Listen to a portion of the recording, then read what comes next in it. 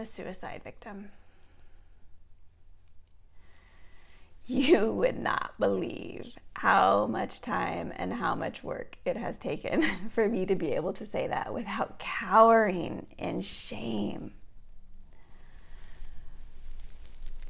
The man that I married, my husband, he was the kindest person I had ever met.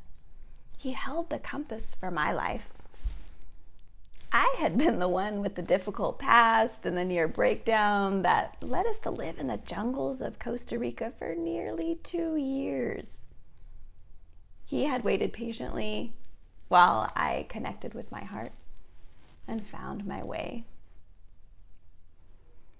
And then he held me while I shuddered and cried after each painful miscarriage. He set aside his dreams of raising a family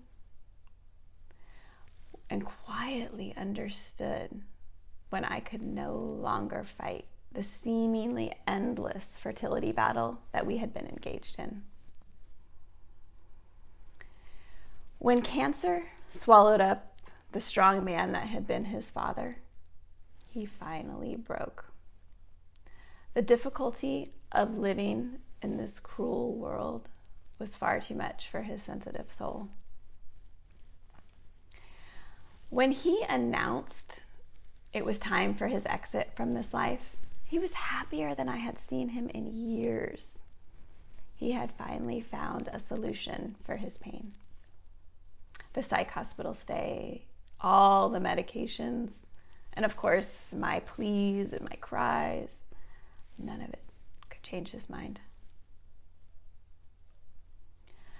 After his death, the life that we had built together over the previous 23 years became absolutely unrecognizable to me.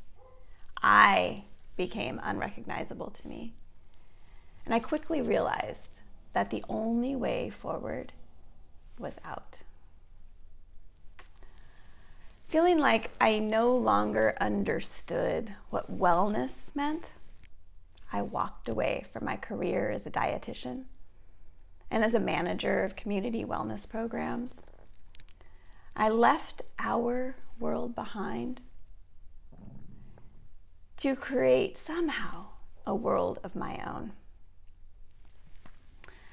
I spent much of the time just desperately wanting to give up on the fight to heal. But a nagging sense of purpose continuously picked me up and forced me back into the ring for another round. A voice that I just could not quiet told me not to waste this pain, not to allow this tragedy to become purposeless. Intuition pushed me to lean into my training as a yoga therapist and to study Ayurvedic medicine. It was the ancient wisdom these sciences offered that eventually pulled me out of the hole that I had been sinking into. I also began to write, somewhat feverishly at times. But this gave voice to my pain and brought my shame out into the light, where it could no longer hide and fester as it had been doing for so long. And this eliminated the power that my story held over me. It took incredible courage and strength to realize that my security and happiness was not found in my partner, in my career, or in my surroundings, but it resides here within me. In the discovery of who I truly am and learning to love who I have become, I found out that wellness is much less physical than it is mental and emotional. And if we want to be healthy, we must first find out what makes us unwell. What drives us to make poor choices in life?